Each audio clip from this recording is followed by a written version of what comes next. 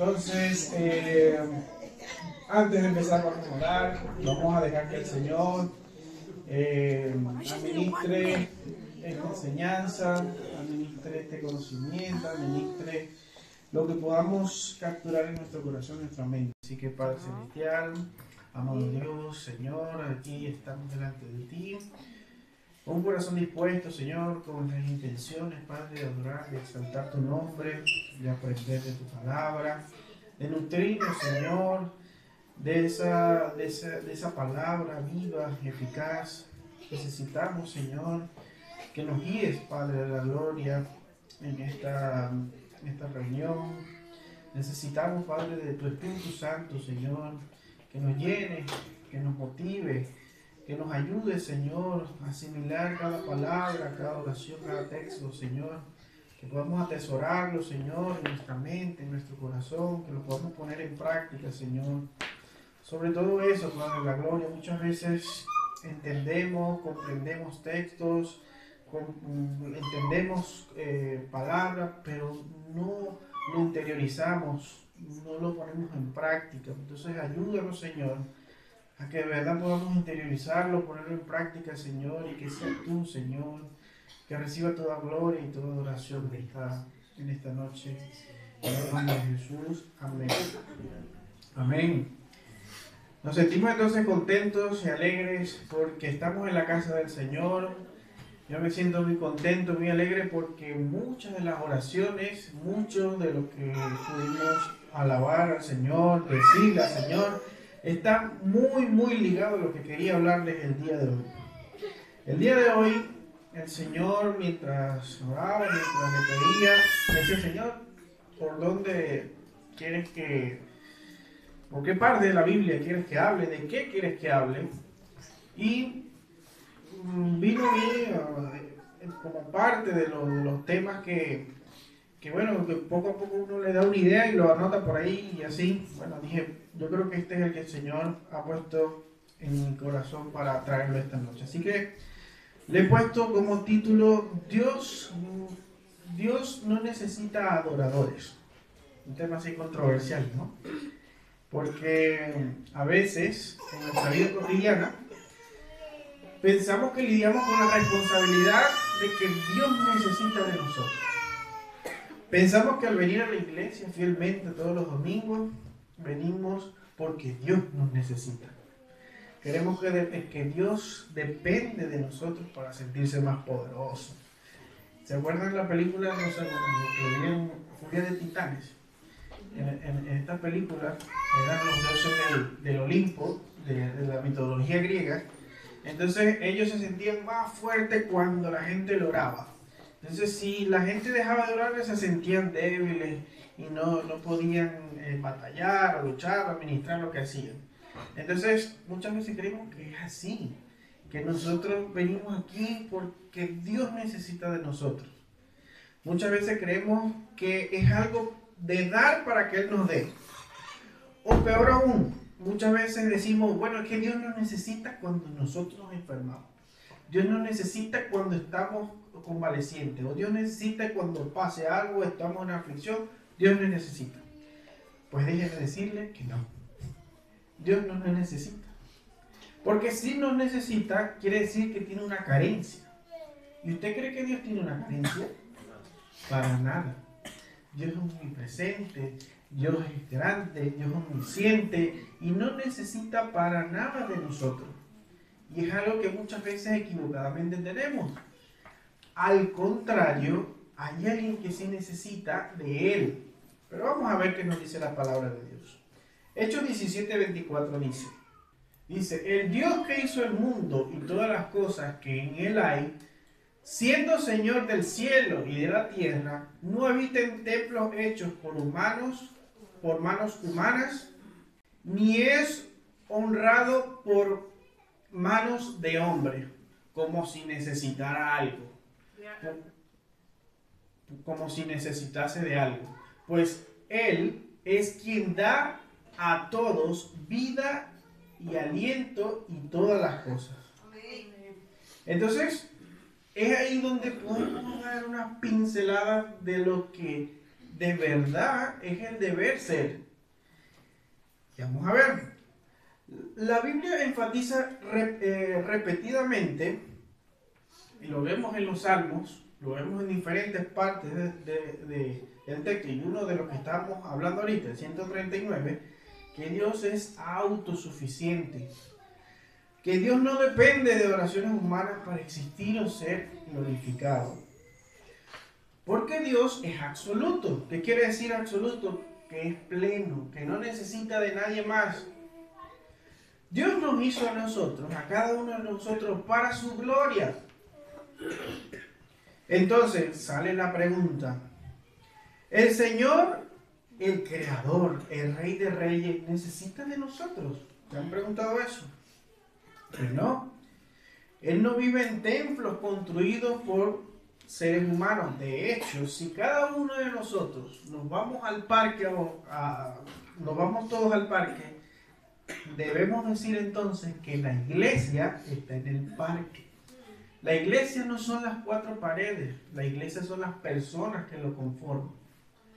Entonces vamos entendiendo por qué este versículo nos habla de que Él no habita en templo de hombres, sino en el corazón y en el ser de cada uno de ustedes. Dios no necesita nada de los humanos. Dios no necesita una fecha festiva para adorarle, no necesita que le prendamos vela, no necesita que le hagamos una penitencia, que si me da esto yo le doy aquello. No necesita nada de eso, hermano. Dios es pleno, es grande, es poderoso, es autosuficiente, tiene todos los atributos. Dice el Salmo 50 del 10 al 12. Porque mías es toda bestia del bosque, y los millares de animales en los collados. Conozco a todas las aves de los montes, y mío es todo lo que se mueve en los campos. Si yo tuviese hambre, no te lo diría a ti, porque mío es el mundo y su plenitud. Entonces, como podemos ver, hermano, Él es grande, Él es poderoso. Dice la Biblia que todo está dentro de Él. Nada está ni por encima, ni por debajo, ni a los lados. Todo está dentro de Él. Él lo llena todo. Dios no se glorifica por necesidad. Dice Job 35 del 6 al 7. Si pecas, ¿en qué le afectas tú a Él? Si tus transgresiones se multiplican, ¿qué le haces? Si eres justo, ¿qué le das? ¿O qué recibes? ¿O qué recibe Él de tu mano? Entonces nos va a entender que Él no necesita de nosotros. Que Él básicamente nos ha creado, así como todos los seres humanos, para nosotros ver su maravilla, su gloria. Y de hecho no nada más la vemos en las caras de nuestros hijos, en la cara de un familiar, lo vemos en la naturaleza, en su creación, en los animales, en las hormigas, hasta en la forma con que las aves se mueven en los cielos. El ser humano, al contrario, no es pleno. ¿Qué quiere decir esto? Que para que nosotros tengamos plenitud, para que nosotros seamos completos, ahora sí necesitamos algo. ¿Y saben qué es? La adoración. Nosotros sin la adoración, sin estar conectados con el Padre, no somos nada. Fíjense que dice Juan 15:5. Yo soy la vid, vosotros los pámpanos. El que permanece en mí y yo en él, este lleva muchos frutos, porque separados de mí. Entonces, si no estamos con Cristo, nada podemos hacer. Es decir, nos falta algo. Tenemos una necesidad, tenemos una carencia. Entonces, ¿quién tiene esa carencia? Y fíjense que esto impacta tanto que lo vemos hoy en día en la sociedad de estos famosos, en la comunidad de los famosos. Tienen mucho dinero, tienen mucho poder, tienen todos los gustos que se puedan dar y todas las cosas que puedan hacer, pero siempre les falta algo. Y no lo encuentran en lo material, no lo encuentran en comprarse un yate, en ir de viaje. Tienen un vacío interno en su corazón. ¿Saben por qué? Porque le falta Cristo, le falta el Señor, le falta ese vacío. Y más aún me voy. Se ha descubierto en diferentes culturas indígenas que no ha llegado la palabra del Señor, que siempre las culturas tienden a exaltar algo sobre todas las cosas, asociando este algo como si fuera un ser superior, un ser que todo lo hace y que es bondadoso y todo eso. Incluso hasta los ateos, porque los ateos dicen, no, yo no creo en Dios, pero tienen otro Dios llamado ciencia, tienen otro Dios llamado autosuficiencia. Entonces, todo ser humano tiene una carencia, tiene algo que le falta, pero gracias a Dios ustedes ya saben cuál es. Y eso que falta es la comunión, la adoración hacia Dios. Es el ser superior. También enseña que los seres humanos son llamados a adorar a Dios en respuesta de su amor, de su gratitud y en reverencia. La mayoría del tiempo, muchas veces nos dedicamos a, Señor, yo necesito. Señor, necesito esto. Y muchas veces olvidamos darle gracias a Dios. Simplemente decir, Señor, te alabo hoy, y tener una oración de solo alabanza, de solo darle la gloria a Dios, de solo decirle a Dios lo grande y maravilloso que ha sido en nuestras vidas. De hecho, ese árbol era un ejemplo de eso, era un ejemplo de decirle a Dios a través de escritos y peticiones, de darle gracias, simplemente gracias. De hecho, hay una canción que se llama así. Entonces, necesitamos adoración, necesitamos adorarle, necesitamos ponerlo en primer lugar. Ahora surge esta pregunta: ¿puede entonces la adoración forjar nuestro futuro? ¿Será que entonces, dependiendo de mi intensidad de adoración, puede forjar de alguna manera lo que yo quiero? Dice así: la adoración tiene el potencial de infundir profundamente en nuestro futuro, no porque manipulemos a Dios o que cambie su naturaleza, sino porque transforma a quienes lo adoran y se alinea su vida a los principios y propósitos divinos. ¿Quién apoya esto? Amén. Amén. Y esto lo podemos ver con un ejemplo en la Biblia. El ejemplo de Pedro y Pablo. Se parece a los picapiedras, pero no. Pedro. Se decía que Pedro, con solamente pasar y que la sombra se diese o pasase sobre alguien, podía sanar. Fíjense la conexión tan grande y tan estrecha que tenía este discípulo, que Dios le dio la autoridad o permitió que esto sucediera, y tenía esa capacidad de sanar enfermos solo con su sombra. Y Pablo, que también era discípulo, lograba hacer grandes cosas, pero hay una diferencia: Pablo no se podía sanar a sí mismo. Y aunque Dios tenía ese respaldo de Dios, sin embargo, Dios quería transformar la vida de él. Y Dios de alguna manera hizo que a través de su aguijón, él pudiese ir transformando su vida. Y de hecho él entendió que fue lo importante. Entonces, de alguna manera, la conexión y la adoración hacia el Señor nos ayuda a forjar nuestro futuro. ¿Por qué? Porque va alineado con los planes de Dios. El propósito de la oración no es suplir una necesidad divina, como ya se lo había comentado. Juan 4, del 23 al 24 dice: pero la hora viene, y ahora es, cuando los verdaderos adoradores adoran al Padre en espíritu y en verdad, porque también el Padre tales adoradores busca que le adoren.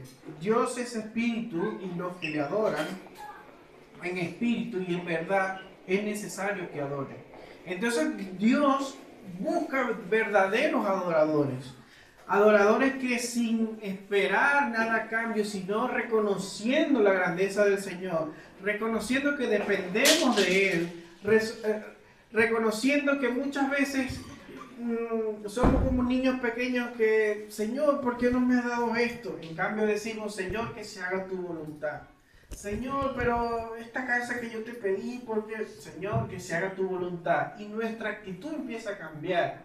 ¿Por qué? Porque vamos dependiendo y vamos acostumbrándonos o dependiendo de la América, que cuando uno va a decir algo, dice, bueno, voy a ir tal día si Dios quiere. Voy a hacer tal cosa si Dios quiere. Entonces hacemos eso. O sea, empezamos a depender, empezamos a confiar que lo que Dios tiene para nosotros es lo mejor para nuestras vidas. Ajá, también.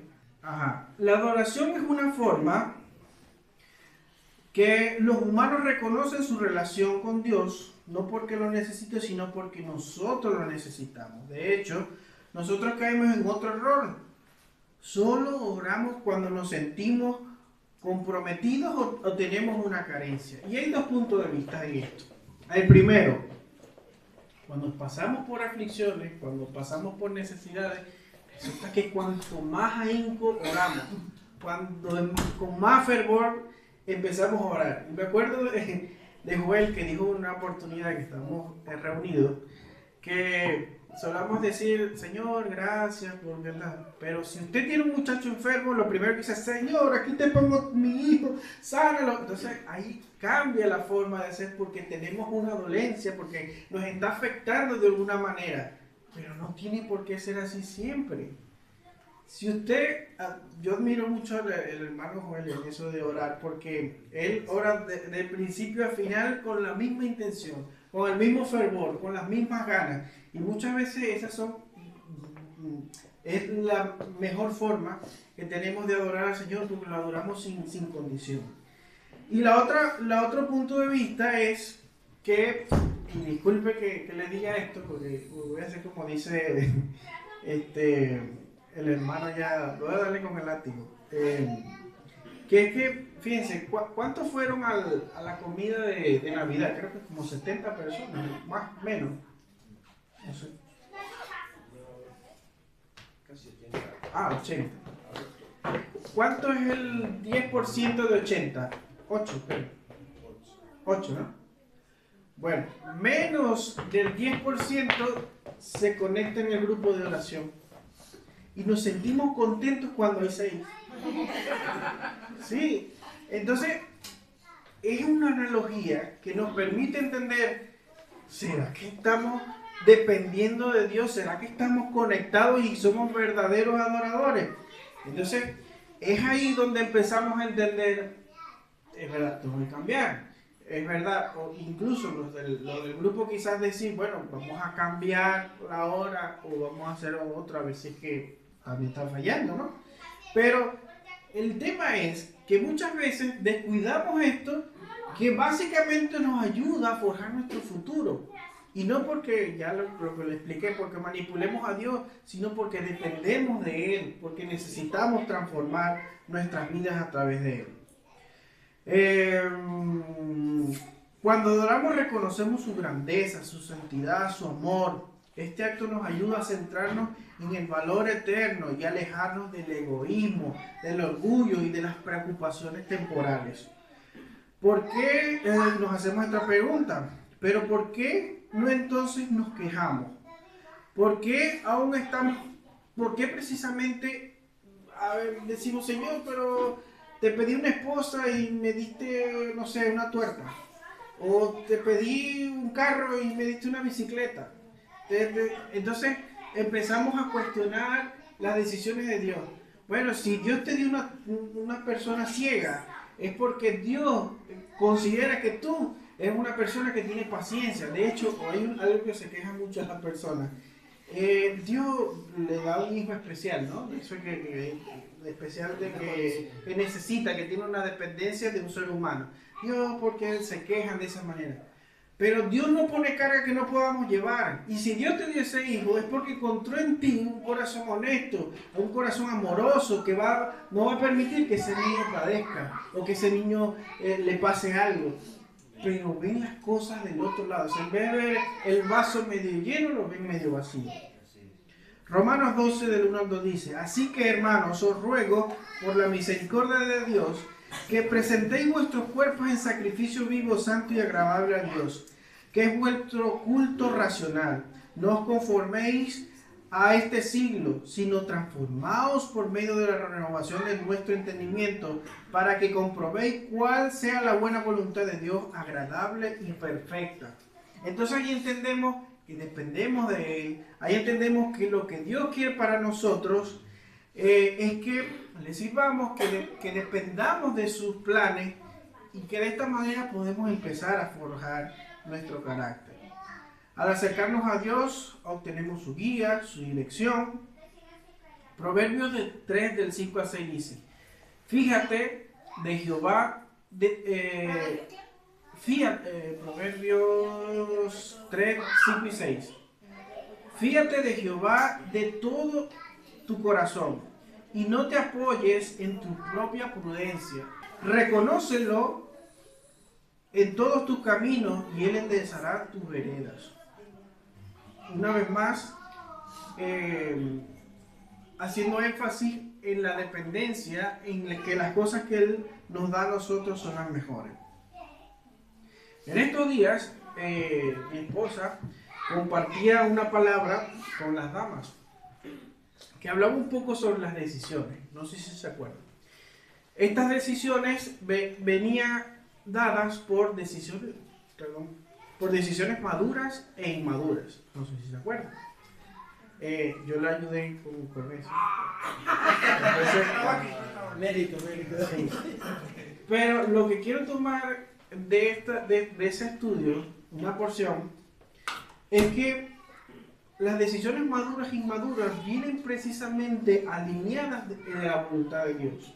Vienen precisamente cuando el Espíritu Santo de alguna manera te toca y empezamos a tomar estas decisiones maduras. De hecho, le voy a robar una de las frases que mencionó, que decía: no tomes decisiones importantes en estados temporales. Es decir, cuando estamos enfadados, cuando estamos muy airados, no tomes decisiones importantes en ese estado. Cálmate, espera un momento, espera en el Señor, y así podrás tomar la mejor decisión. Entonces, la adoración nos ayuda a alinearnos con los planes del Señor. Jeremías 29:11 dice: porque yo sé los pensamientos que tengo acerca de vosotros, dice Jehová, pensamientos de paz y no de mal, para daros el fin que esperáis. La adoración fortalece nuestra fe en medio de las pruebas. Habacuc 3, del 17 al 19 dice: aunque la higuera no florezca, ni en las vides haya frutos, aunque falte el producto del olivo, y los labrados no den mantenimiento, y las ovejas sean quietas de la majada, y no haya vacas en los corrales, con todo yo me alegraré en Jehová, y me gozaré en Dios de mi salvación. Jehová, el Señor, es mi fortaleza. Este también favorito. ¿Quién tiene favorito? Sí, este es el mío también. Ah. Entonces, fíjense lo importante que es la adoración, o que es depender del Señor. Que aunque vengan pruebas, aunque vengan luchas, aunque el barco se mueva, Dios va a estar ahí acostadito, esperando que tú confíes en Él, esperando que tú dependas de Él. La adoración inspira una vida de obediencia.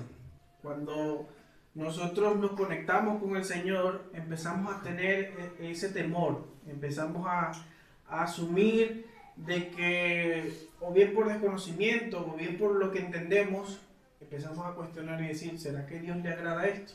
¿Será que esto lo estoy haciendo bien? Ya con esa actitud, es una actitud de obediencia y de reverencia, de pensar primero lo que voy a hacer para no